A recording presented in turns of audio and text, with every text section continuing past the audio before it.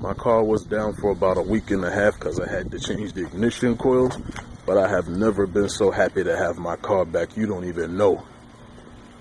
The thing about it is, ever since I was a teenager, I knew I was going to need my own car to get around. Which is probably why I feel the way I do about my car, you know? I knew I had to hurry up and get my license by the time I graduated from high school because I refused to rely on anyone else to get around.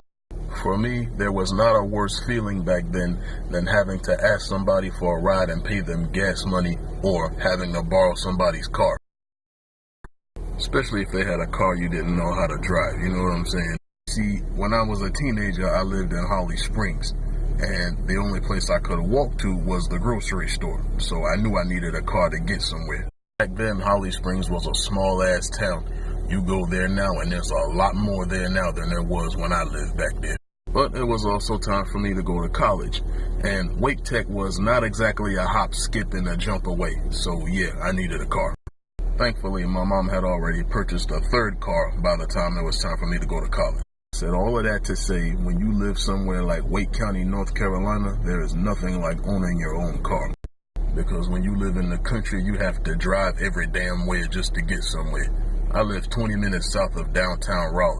On the other hand, if you live in a metropolitan area like, say, New York City, you don't need a car. You can call it pride if you want to, but I always hated being dependent upon any human for anything. God, on the other hand, I can't live without.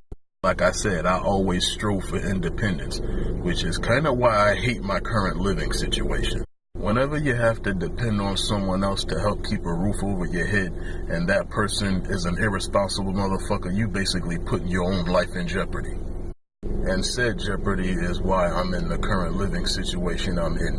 One day I will truly be independent, and I'm counting on my music to get me there.